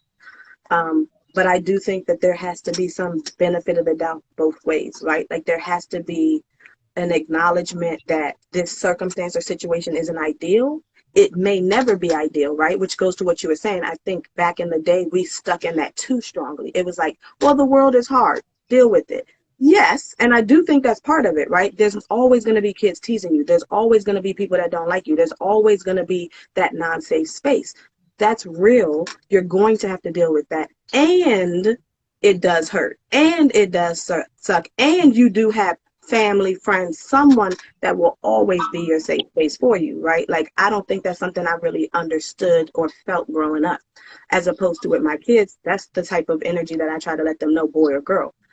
It doesn't matter if, like, the experience, it's going to be bothersome, it's going to be good, it's going to be bad, you're going to have all of that. But at the end of the day, you got your parents and your siblings, they're going to have your back no matter what. And I think that kids need to know that. And it goes into what you were saying. If we don't know that and we don't feel that, it's going to take maybe longer for us to realize what that issue is, what that problem is. Yeah. I have a so I asked that because I noticed for me, like, and we talked about this on many lives before, but I have two boys, right? Two, I was about to say two black boys, but obviously they're black. Or, I don't know. I guess I could have adopted them. And it has been my deliberate obsession. I'm gonna call it obsession because I'm adamant, right, to teach my develop my son's emotional IQs, and teach them to, you know, have an emotional vocabulary, understand their emotional vocabulary, be able to self-identify, and feel comfortable with emotional expression, right? And I think one that comes from two things. When I was younger, because I have always been extremely emotionally expressive. When I was younger, I was teased for that, right? I was called a crybaby and everything else. Like, so I never felt, although I've always been super emotional, connected to my emotions and emotionally expressive, I've not always felt comfortable expressing them because I was made fun of, and two, because of their fathers. And with my youngest, he's 8. And I bring this up because I'm hoping somebody will hear it and it resonates and, you know, they can take away from it. My youngest is 8. His dad is very old school in terms of he parent like his daddy did. Like, boys don't show emotion, stop crying, you cry too much, you will cry, all of this, right? Label them, you'll cry baby, all of this. And I'm never, and I know that I'm never going to be able to change. We're not together, right? I'm never going to be able to change, nor am I going to try to put my energy into trying to change his father's mentality around emotions and men and emotions and any of that. Instead, I focus all my energy and just educating my son because he's 8. He can understand, and I break it down to him very simple. Very simple. I let him know, like, your dad was raised, and he gets it. Like, kids be getting it if you just talk to him. Your dad was raised differently than you were. He was raised like this. That's no fault of his own. It's not that, you know, he's a bad dad, but he just feels differently. And he just doesn't agree nor understand certain things. And I just break it down to him like, you know, it's okay not to ignore his dad, but understand that his dad is coming from a different perspective and why he's coming from a different perspective. And for Jaden, my youngest, just to continue to understand the importance of what I'm teaching him surrounding his emotions. So I bring that up because I know a lot of people like get frustrated when the other parent. Did you tell him to adjust in any ways? Meaning like, because like you said, he's emotional, I was emotional. So I, even with my clients, I teach them like, there's nothing wrong with being who you are. But like you said, if you go into school and you're crying, they are going to tease you, right? So Yes. it's knowing those things. Can you compartmentalize? Not that you're running from the fear or the triggers all the time, but learning to compartmentalize, because even say school is different, but at work, you still can't be busting out crying in the Yeah. middle of the meeting or in It's certain the difference in situations. teaching them to be. So I'm trying to teach them, my youngest in particular now, because he's naturally more emotionally expressive. The difference in being emotionally reactive versus responding to your emotion, and there being appropriate. I don't even want to call it appropriate. There being different ways in different settings that will draw less attention, unwanted attention to him in different settings. So that's something that we're trying to work, that I'm teaching him now. If you're doing that, he's better than us. Listen, We because listen, ain't had that. He gonna turn out fine because we ain't had that. We learning that now, so he's good. that's what I'm saying. Like, so like, I say that, like, I hope we're all, my desire, right? My wish is that all of us as parents that were raised differently are raising our kids differently, in terms of, you know, understanding their emotions and expanding their emotional vocabulary and responding to their emotions and stuff like that. I think that goes even to what Reggie was saying earlier. I think that's the good and the bad of it, right? Like I remember for me, one of my most emotionally challenging clients, at least triggering for me, was the fact that it was like a kid in therapy with me. He was having behavioral issues. Mm-hmm. And he was having behavioral issues because his parents were going through a divorce. And I would meet with the parents after I would meet with the kid. And in one of those meetings, the son was saying how he wanted a hug from his father. And his father was like, we don't do that. That's not what we do. And we started talking about it and he started breaking down. His father never said, I love you to him. Mm-hmm. So now he tells his kid, I love you. So in his mind, he broke the generational curse, right? I'm doing something different than my parents did. But that ain't enough. Your son needs more than what you might have needed, right? You started that process because you broke that chain. You told your son, I love you. You knew you needed I love you from your dad. He didn't give you that. So now you're giving it to your son, but that's not what your son's saying he needs. He's saying he needs a hug. And so that is what I tell even my clients, right? When we're dealing with trauma, a lot of clients are coming in upset because their parents didn't do it different. They did. They did. That's the problem, right? Like your parents saw what was wrong in their lives and they switched it and they did something different with you, but you're still saying that's not enough. That still could be your truth. That still could be accurate. And that's why I say sometimes it's accepting someone else isn't going to always be able to give us what we want or need, right? And that's a hard pill for us to swallow because ideally we are taught things are going to look a certain way or things should be a certain way. And it's hard for us to let go of the idea that that's not always the case. Or that's not always going to be the case. I do think a lot of parents try to do things differently, but the other key component of that is the emotional intelligence side. If I'm deciding what's best for you and I'm not listening to you about what you need, I'm still missing it. I'm still going to be missing something because as much as I want to help you, you're the one that needs help. That means I got to listen to you. I got to talk to you. I got to spend time with you. I got to understand what you're saying you need from me and give you that, not just give you what I think is best for you. And I think that's where relationships struggle, whether it's family, business, personal, romantic. We have a tendency to give what we think based on what we needed, based on what we didn't need. That may not be nothing that that person needed or wanted. Facts. Super facts. That's what makes it complicated. My son don't be trying to receive none of my oldest don't be trying to receive. Me, it goes to what you said. I ask my son all day, every day. They tired of hearing me ask how they doing. I didn't get asked. So I'm asking what happened? What went on in your day? How you doing? They tired of that. But I'm still gonna ask. I think it's important to really comprehend or try to as best as you can that you, like, you know, especially what Tisa was saying earlier, that your son is still trying to earn your dad's love, his dad's love. All right. And so by saying, you know, well, he grew up at a different time, he's still trying to earn that love.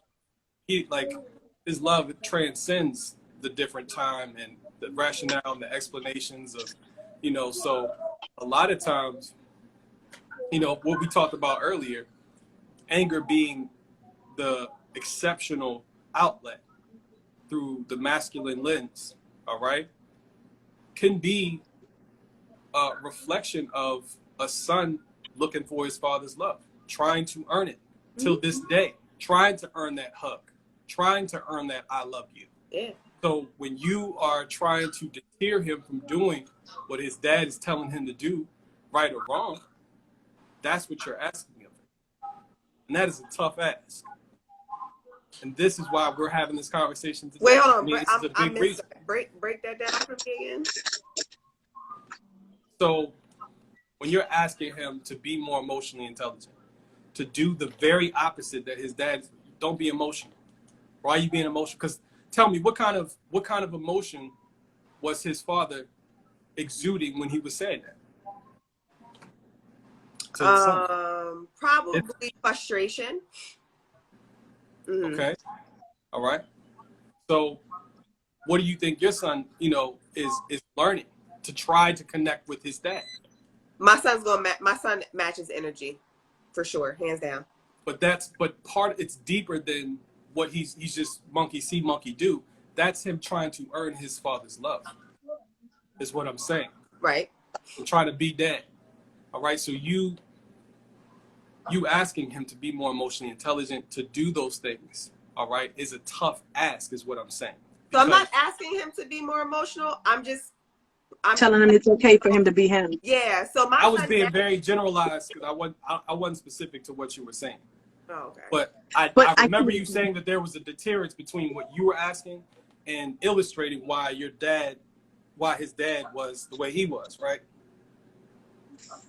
Yeah, but what I say is okay or normalized or right, okay to be yourself versus his dad telling him it's not okay to be a certain way. That's what whatever it is, like, is inconsequential to what I'm saying. So when his dad is saying don't be that, to not normalize it, all right? Mm-hmm. He's battling within himself. I still want to be loved by my father. True. I want my dad's acceptance and love and validation. So if I don't act the way he's saying, he may reject me. You see what I'm saying? Mm-hmm. And that's a huge, I'm not saying what you're saying is wrong. I'm just trying to point out the gravity of what you're asking of him and why a lot of men go in the direction of F that. Mm. I'm not normalizing emotion. No, I agree with you.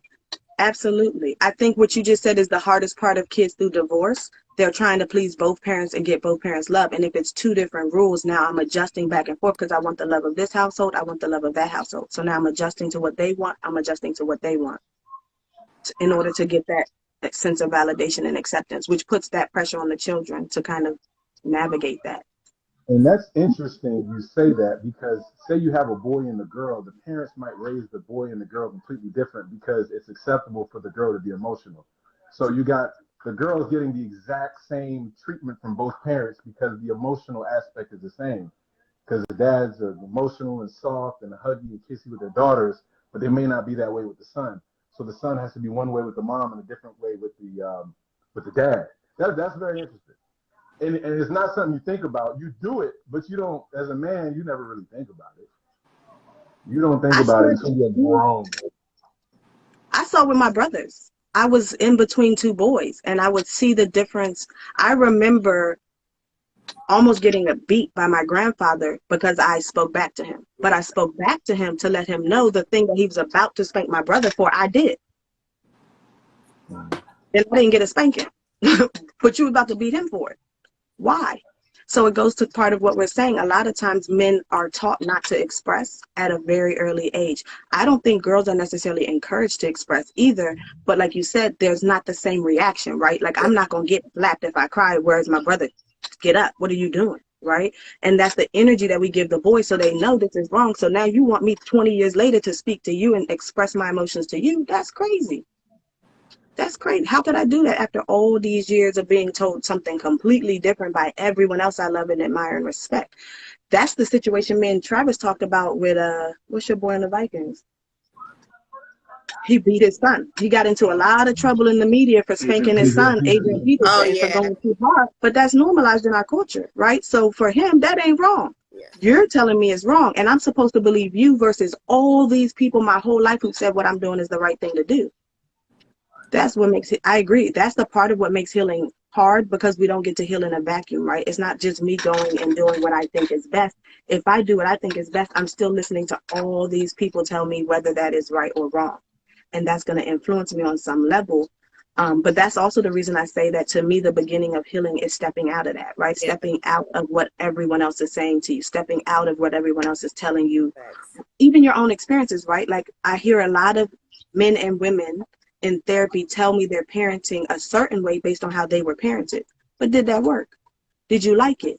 Did you enjoy how that made you feel? I hear a lot of parents, well, I struggle with it. So because you struggle with it, we've normalized struggle. So now your kids should struggle with it. Yep. Do they got to? But that goes to what you're saying. If I think this is normal, then I think this is normal. So somebody has to challenge that perspective initially in order for me to even think there's a different way of doing it, which is what Peterson went through, right? Like, somebody's telling you, I don't know if that's the right way. But it depends, because you still have half of people telling you that's not the right way, half of people telling you that is the right way. So you still got to make a choice and a decision based on what makes sense to you, and you have to be okay with that. No one's going to always agree with what that is.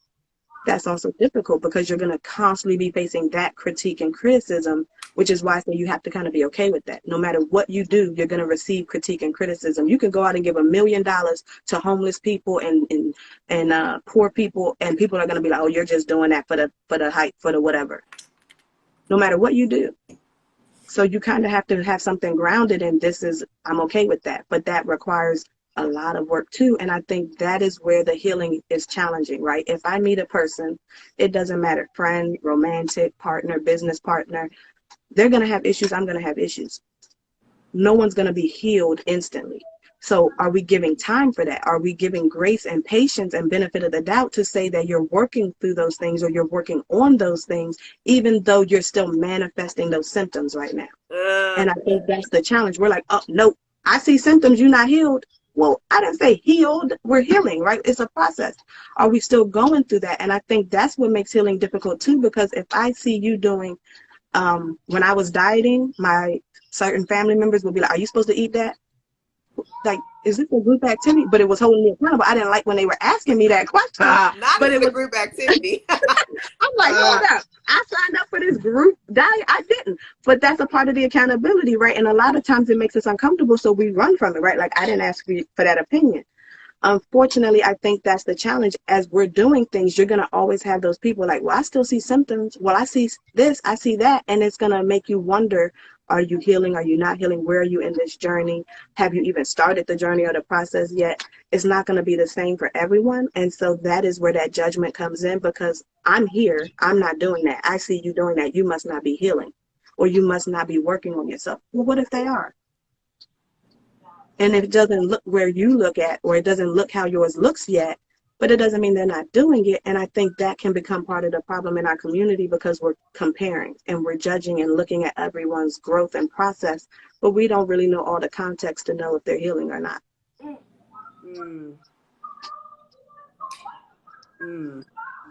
You making me think about my own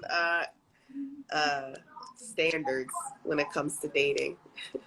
Because one thing that I'm super adamant about, like, is therapy, right? Like, I'm to the point where I'm like, I don't even want to date a person, a man, if he has not gone to therapy and doesn't believe in the power of therapy. Does he have to go to therapy, or does he have to be doing therapeutic practices? Well, that's what I'm saying. Like, you made me, like, you're making me think now, because it doesn't. You're right. Like, who am I to define what that looks like in somebody else's life, right? It doesn't necessarily mean that he's not getting the same benefit, right? Or getting the same end result. Yeah, so. Especially in my experience, I oftentimes try to teach people therapy practices without going to therapy, because what Reggie said, I don't see a lot of people in our community that are going to do it because of the boundaries or the limitations. I don't trust therapists. I don't trust other people. I've had trauma after trauma after trauma. Now you want me to open up to a stranger and tell them my most scary, horrifying, shameful, terrifying, embarrassing moments? That's hard to do when I've been hurt and hurt and hurt and hurt. Why can't I? That's one of the first questions clients ask me a lot of times. Why should I trust you? Why can't I trust you? Why do I tell you a lot of things? Why should they? And that's a real part of it. So that's why I do try to give those things that they can do on their own, because you may not ever want to talk to someone else. And I completely understand that, especially doctors, healthcare professionals, therapists. The more I've gotten into this field, the more I've seen pastors, teachers, lawyers, doctors doing horrific things, which is traumatizing people too. So why would people go again and trust the professionals? Can't trust the cops, can't trust the doctors, can't trust the pastors. So they've learned, I can't trust others. I can't rely on other people to help me. So teaching people as much as we can to help themselves is a big part of it, because they may never come to therapy. That's true. And it may not because they don't want to heal or they don't want to work on it. I want to work on it, but not with you. Yeah. But the stranger brings some peace of mind because they won't hold it against you like telling family or friends. And I do tell them that, and the clients will say that. You can tell me stuff and walk away and never see me again. There's a benefit to that. Yeah. There's a piece in that, right? Like, you don't have to ever see me again, so it doesn't matter. And that is why people, like even what Joelle and Reggie both said, sometimes people like individual therapy more than groups, because there's less people that will know, and it's easier to walk away from, right? It's easier to kind of control that narrative, so to speak. But even in group therapy, I tell people, don't tell your personal stuff in group therapy. That is one of the first things I tell people. Like, the benefit of group therapy is getting the lesson, right? It's getting the information, which is what I'm pushing people to do more of. Don't look at therapy as a place to release all of what you want to say. That's what people think therapy is. That's what Reggie was saying. People think therapy is just, I want to vent. That helped you as a Band-Aid, but that didn't help you, right? A lot of what you get the help from is the lecture, so to speak, the lessons that the therapist is teaching. That doesn't necessarily require you to share everything. That's what you want to do, because you want to feel validated. You want to feel the release. You want for people to hear your story. There's some validation in, you're not crazy, they tripping. It feels good for somebody to be like, yeah, they tripping. Yeah. But tell yourself that, right? Like, if you have no other option, you can also tell yourself that. You can also start to identify that within yourself. We have been conditioned to feel better when someone else does it, right? Like, it feels great when someone gives you a hug. It feels great when someone else cooks you your meal. It feels great when someone else does the task for you. So it feels so good for others to help us. That's what our conditioned mind wants. Yeah. That's what we want to date, right? I want this man or this woman to come in and help, or to fix, or to add something. Add those things to yourself. What if you don't marry? What if you don't find a therapist? What if you don't find a person? Now we never going to heal or never address the issues that we need to address? I don't like for people to rely on therapy in that sense. What if I pass away and now you've been coming to see me and you think you're screwed? You can't be dependent upon anyone. Mm-hmm. Not 100%. We got to go past the excuses we continue to give for not lifting up the rugs in our lives. Yeah, we touched on that earlier. That's super facts. I have a question for the men. My last two questions. And I mean this on a personal experience level. My first question is, do men value emotional connection? That's a great question. I think so. I think I spoke on my friends who are married. I feel like they're close. Well, everybody that appears to be in a happy, healthy relationship, they seem like they really value their wives past the physical, past the motherhood. It seems like they really value that. It seems like they have a connection with their wife that they feel like they have a life partner with, that they can do life with. So I think men definitely value emotional connection, and I think they see that in certain people. Um, I think there's a group of men who don't believe that they can find that in certain relationships. I think that's the thing as well. But I definitely think men do value emotional relationships. All right, I'm gonna ask you my second question, Joel. Before Reggie and Travis answer. How important is emotional connection and availability when searching for a partner, a life partner, for you? How important is that to you in another person? finding it in another person? I don't know if it's something that I purposefully think about. Okay. I think in your 30s, typically dating, women are looking for an emotional connection. So it's not something where we discussed earlier. The problem that women say they face is finding men who are looking for an emotional connection. I don't find that being the same problem. So it's not necessarily something that I'll purposefully Right. look for. Like, man, she just doesn't seem emotionally connected. I mean, unless she just wants to have a hot girl summer, then that's not somebody I'm gonna hang out with. But as far as thinking about it, I don't think it's something that I think about because it's not something that I don't feel is typically inadequate in the women that I might meet. That's great. Yeah. Interesting. Okay. All Yeah, right. I think it's more of an extreme when you don't see that. Mm. Somebody may have their own trauma, and that might be why they're not emotionally available. And it's really easy to see because you typically see women that are emotionally available. So if somebody's not, it's kind of easy to see. And they're just trying to, I guess, that Yeah. could be manifested in, oh, I'm just having fun, just hanging out. We'll see where it goes. I agree with that. Yeah, Mm. the F boy's little sister, I guess. That's what it is. Is that a turnoff though? Too Depends much on. emotional availability from the woman. Oh, that's a good question. Yeah, it could be. It could be depending on the timing, and I think depending on the man and depending on where he is in life. I've heard stories, and I've heard a man can be turned off if there's a lot of emotions very quickly. But I think that can go both ways. I think anybody can be turned off if there's a lot of emotions very quickly. I think it just depends on timing, and I think it also depends on the person and the circumstance. Um, I don't think men attach themselves. I don't know why, but we don't attach ourselves to emotionally to people as quickly as women do. I don't know if that's a fact. That's just an opinion I have. Like if I've asked one of my homeboys how many times you've been in love, they might say twice. I got a homegirl been in love about 5 times. That's just something that I've noticed that men are not as quickly to trust and attach themselves emotionally to people. So it could be a turn off if you find somebody being emotional very quickly. And if you're emotionally intelligent, you're like, I'm not there yet. So I don't want to lead her in a place that she's not ready to go to. So let me fall back.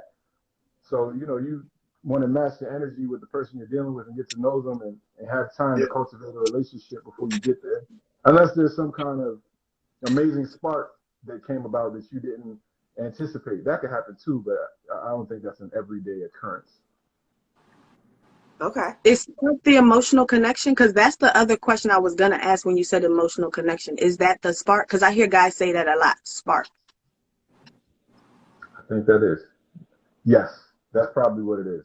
That would be the best way of saying it is where you can meet people and you don't have an emotional connection. Then you have the spark is the emotional connection that's triggered by whatever captivated you in that way. All right, Reggie, your turn. It is emotional connection important to you, to a man? To a man, I believe it is. Whether he knows it's important or not is a completely different question. It goes back to the two fish. What is water? There's no measure of health to be well adjusted to a profoundly dysfunctional set of circumstances. And when you've gone your whole life without trying to connect emotionally, without knowing your own emotions to be able to mesh well with someone else's or to connect, it would be difficult for you to recognize the value.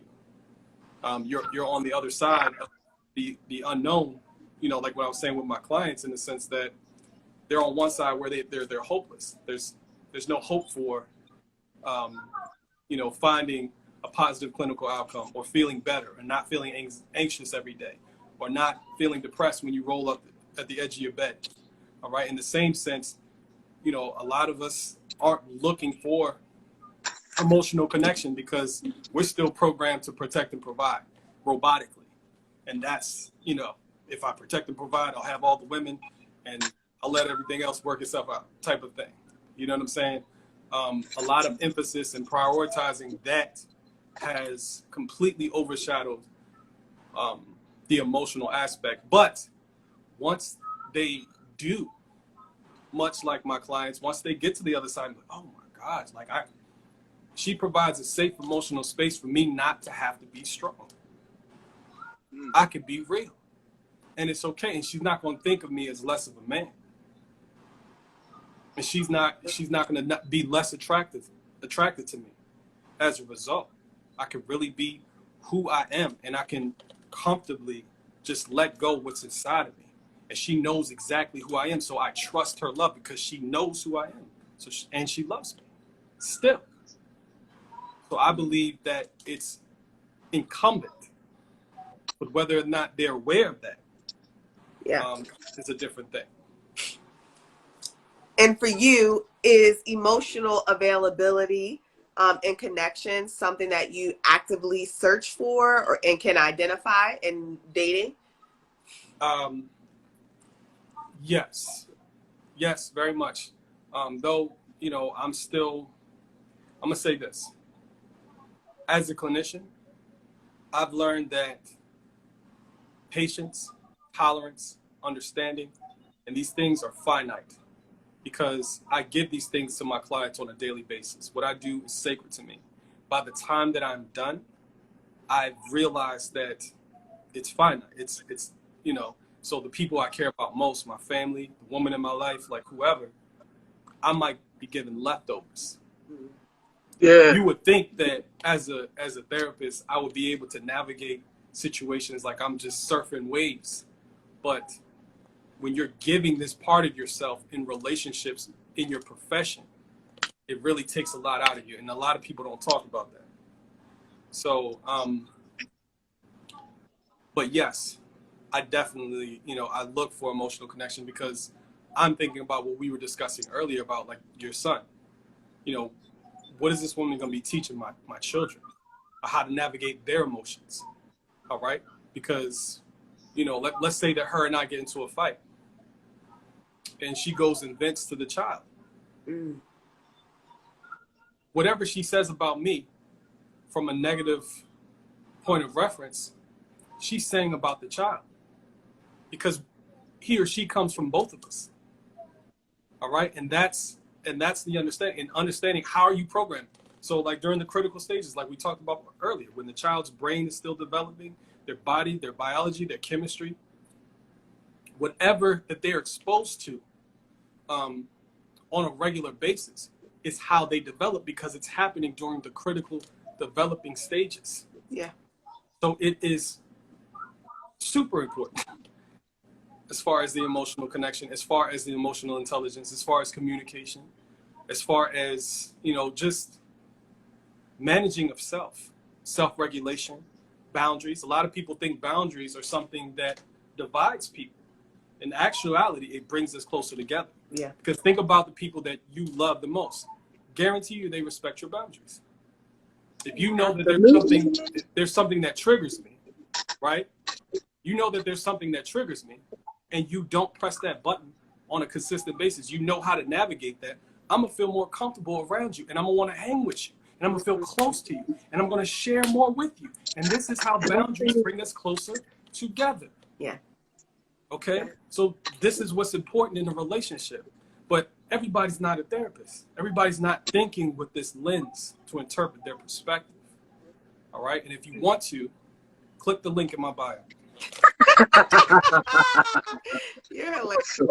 Yeah, and to that point, like that, the important, like I'm so big on understanding your person's story, right? Like really learning them and their understanding where they come from, the lens that they see things through, the stuff that they've healed from, what their triggers are. All of that is so important because when you understand that, you can learn to love them so much better and it will bring y'all closer.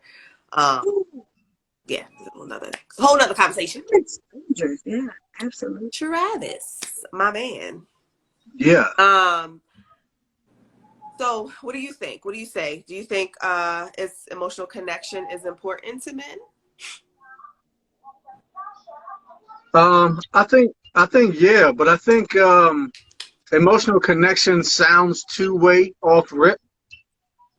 But I think from what I've seen for the most part, maybe men and women, most of the people that I see who are dating, they're looking to get, not give. So when you say emotional connection, I think it's very important to men from the get perspective because they're looking to get emotional support. So I don't know if that's called emotional connection or if that's how you would define that, but they're absolutely looking for a woman whose emotions are open and available for them to lean on. Definitely. So I think it's very important from that lens. Now whether or not they want to put their plug into the female socket and make an actual connection other than with their plug in the female socket, I don't know. I think not, right? Because for the most part, a person is single and stressed. So I can't imagine them saying to themselves, I'm stressed and I'm single and I'm struggling. I can't wait to get a person to help them with their problems on top of my stress. It does not seem like anybody is saying that shit, yet everybody's very eager to go get people. You speaking? So like for me, I got one, and it's the realization that made me realize I'm totally good with the one, because any other joint is gonna want me to give what I be giving this joint. It's no fucking way. There's literally no fucking way that's gonna happen. Like it's impossible for me to imagine that. So I think when I think about emotional connection, I'm thinking, oh, do I want it? You're asking me like, do I want to do a give and take? I guess, right? Like, I guess so. But it'll be simpler to just do what Reggie said and just connect emotionally by my goddamn self, if I'm being honest. That's a much simpler fucking process than emotionally connecting to another person. Now we got a whole bunch more shit going on than when I was just by myself, connecting, journaling, blah, blah, blah. So I think people think it's important, but like I said, more from the get the shit coming their way side of things. Which is what Reggie was saying about therapists, because that's why therapists are so drained, because you're giving. Yeah, that's what people want. They want Reggie's and Sherry's. I don't think they really want to be. Damn, I think they don't want really to be using me like that. Yeah, I don't know who really is eager to go help other people with their stress. I guess you would say, because I'm going to get it, which is selfish again, then I'll help them. Or you're like, yeah, I can't wait to get out here and add that shit to mine, baby. Like, that shit sounds weird as fuck. So I don't know. If you're eager for that, that sounds weird to me. But I do understand wanting emotional support, which sounds selfish to me. So I don't know. That's the dichotomy. Mm-hmm. That's the battle. Yeah. My question to you, because you've been married for such a beautifully long time. How has your individual emotional connection to self elevated your relationship? Oh, that's a good one. I can say, Yeah, go ahead. I think it speaks directly to what Travis was saying, because I think as we look for relationships, we look for what people can give us. And so for me, I think I was looking for a lot of love that I didn't receive growing up. And I was putting a lot of pressure on Travis to give me all of the things I didn't receive growing up, which was not possible for him. Yeah. And so I think that's part of even why I teach people to look for it in themselves, because people think even with marriage, oh, y'all have it in each other. No, we don't. You have it in yourself, in the marriage. Like, what do you mean? We're married individuals. Yeah. And I think that's the challenge. I think it freed our marriage when I stopped putting so much pressure on him and started stepping into some of that on my own, right? Like, I think that's part of what we're taught. People should help you. People should, people should, people should. So you're looking like, why is nobody helping me? But I think that's also why I teach so strongly, like, take that control in yourself. Like, even what Reggie was saying, empowerment is showing you have the power within yourself. A lot of times we're leaning and looking for others to give us some of their power, give us some of their strength. And he has given me a lot of his strength, but it showed me I have that strength within me. And I think that is where teaching each other, I'm not looking for him to walk into everything with me necessarily or do everything with me. But the fact that he's by my side gave me the strength to go and step out on my own and do certain things and say certain things. And I think it was realizing that that's part of that empowerment. Oh, yeah, you lean on him, but you could do that on your own. Okay, so try it on your own. And now you're not leaning on him so much. And I think that's where the relationship got a lot healthier, because we weren't looking to each other to fulfill all of our needs. We were fulfilling a lot of that within ourselves. Fucking right. That's the battle constantly, though, right? Because like you said, you do want to connect all the time, though. Always, that's not going to always be possible or fun, right? Like, if we're being honest, I'm not in the mood, you are, or you're not in the mood and I am. Like, that's not going to always be a clear connection with anyone, children, partner, friends. And so I think that is the trauma, so to speak, that pushes you to learn how to do it on your own, to be a bit more independent, right? Going into the article, a lot of people responded because of the emotional trigger to the word lonely. We look at lonely as a negative connotation, but me feeling lonely is what pushed me to seek independence, right? Find friends, find things within yourself, find things to do, find hobbies, find interests. Now you're not so lonely, because that's a state of mind. Now I can spend time alone, but I'm not lonely, right? That's very different than people who even say you could be around a bunch of people and still feel lonely. So that's an internal work. That has nothing to do with the circumstances or the context. And so that's where I started digging into more, what can I do by myself, right? Like, what can I figure out and lean on myself for, and not so much on him for? Yeah. Somebody said getting married with the notion of two becomes one needs to be addressed. We need to maintain individuality. I've been wanting to On talk one about page, but not one. Yeah. individuality in the context of relationships for a long time. That might be the next topic. But yeah, that is definitely a I guess it comes from the Bible. I mean, it's definitely in the Bible. I don't know if everybody gets it from the Bible, but it's in the Bible. And it is one Bible verse that is taken to the unhealthy extreme. Absolutely. Yeah. But I like that quote too, because I think that's a part of therapy, that's a part of Bible, that's a part of everything in life, right? You hear something, you run with it, and then you realize the boundaries, right? Like, even to what Reggie's saying, let's put some context on it. That's a boundary too. Let's think about this. Am I going to be kind to someone all the time so they're stomping me and punching me in my face, and I'm going to turn around and say, have a nice day? Probably not.